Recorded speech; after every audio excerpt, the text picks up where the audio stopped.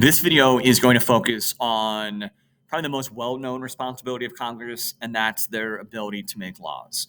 So just a couple things as review that'll help make this process a little bit more understood. We previously talked about what congressional committees are. These are small groups that are made up of both representatives and senators. Each rep is going to serve on a handful of committees, and each senator will serve on a handful of committees. And you can see what some of the committees are. So this is a way for members of Congress to specialize in a particular area. And you'll see it also allows them to serve as screeners for proposed laws, which are called bills.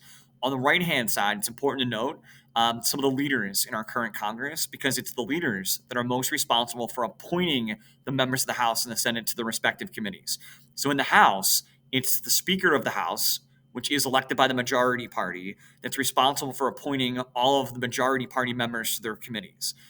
In the House, it's the minority leader that is responsible, right, down here, for appointing all the members of the minority party to the respective committees. In the Senate, there's no speaker in the Senate. It's the majority leader, right, in the Senate that's responsible for appointing all of the majority party members to their respective committees. And it's the minority leader who's responsible for appointing all the minority party members to their committees. Remember, every committee in each house has more members of the majority party than the minority party. So that's a nice advantage that they have. And the committee assignments can be used as ways to reward loyal members of your party, but also to put you on a high profile and prestigious committee, but also as a punishment. If you are disloyal, you vote against the party, you can be stripped of your committee assignment by your party leader, or you could be placed on a high profile, like maybe less relevant sort of committee. Okay, so in order for a bill, which is a proposed law, to become an actual law, meaning it goes into effect, it has to run through both the House and the Senate.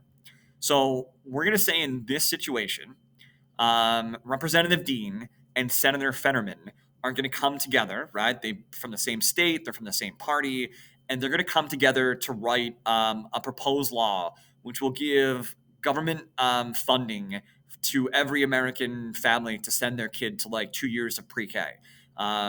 Pre-K is not provided currently by the federal government. You have to pay for that out of pocket, and it'd be very expensive. So let's say they want to change that, and they want a situation where the government's going to pay for at least 2 years of pre-K. So Madeline Dean will propose the same bill that Senator Fetterman will propose in the Senate. She'll propose it in the House of Representatives. Only a member of Congress could propose a bill. A member of the public can't do it. A member of another branch can't do it. It's just a member of Congress. So the first thing that they're going to do is they propose the bill, and then in his second step is that it is assigned to the most relevant committee. So if you look at the committee assignments again, most likely on the House side, it's going to go to the Education and the Workforce Committee, because this bill relates to education. And on the Senate side, it's most likely going to go to the Health, Education, Labor, and Pension Committee. So there's probably about 20 senators on that committee and 25 reps on that committee. And their responsibility is going to be to oversee that bill first. So the first thing they can do is they can make changes. So the House committee can take the bill and make certain changes, and the Senate committee is looking at the same bill, but they might recommend different changes. So that's a possibility. So once you submit your bill, once Dean submits it and once Fetterman submits it, the committee then is free to make changes as they see fit. Now, it's important to note that almost every bill that's proposed dies in committee, because it requires the committee to recommend that it moves forward, right, to get past this point. When the committee does not recommend that a proposed bill moves forward, it's called pigeonholing a bill. And most bills that are proposed are pigeonholed, and they just die at this step and they never move forward. But this allows just a smaller group to review a bill before the entire House and the entire Senate reviews a bill. All right, there are a couple other things too. On the House side, a majority vote from the entire House of Representatives can force a bill out of committee against the committee's will. That's called a discharge petition. That does not exist in the Senate. There is no way for the Senate to force a bill out of a committee that doesn't want to recommend that it moves forward. That only can happen on the House side. The other thing is, once the bill is recommended out of committee, which again usually doesn't happen, but in this case it is, on the House side, this is the point where it has to pass through the Rules Committee, which is a committee we already talked about.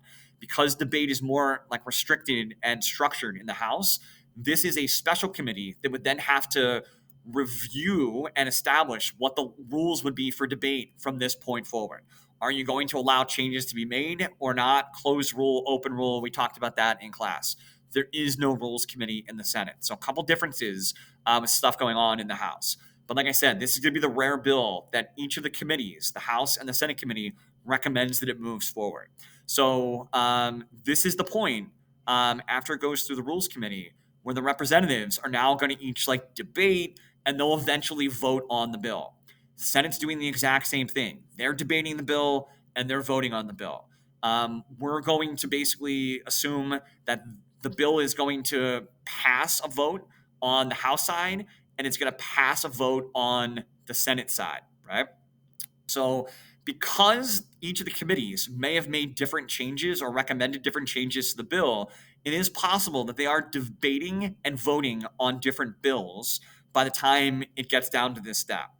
So if the House approves the bill and the Senate approves the bill, it then has to be sent to a special committee, which is the only really type of committee that's made up of both reps and senators, and that's called a conference committee. They have to take the House version of the bill and the Senate version of the bill, and they have to iron out differences, which can be a really difficult process, and they have to agree on one uniform bill. So whatever changes were made here and whatever changes are made here that were then voted on and approved have to then be ironed out so that there's one uniform version of the bill. Let's assume that the conference committee can come up with these changes. Then it gets kicked back to the House for a final debate and a vote, and the new bill gets kicked to the Senate for a final debate and a vote. Now, this is where on the Senate side, it is possible now, after this whole process, for a singular senator to derail the whole thing with a filibuster, right? So again, the important thing to note is really the odds are stacked against most bills ever progressing through this flowchart. Most just end up dying in committee, and there's a lot of steps that a bill has to go through. But again, we're going to say this is the rare bill, and that the bill that was decided by the conference committee and sent back to the House is debated, voted upon, and approved. And the same thing happens in the Senate, right? There's no filibuster. Basically, they're able to debate and then vote and approve like the bill.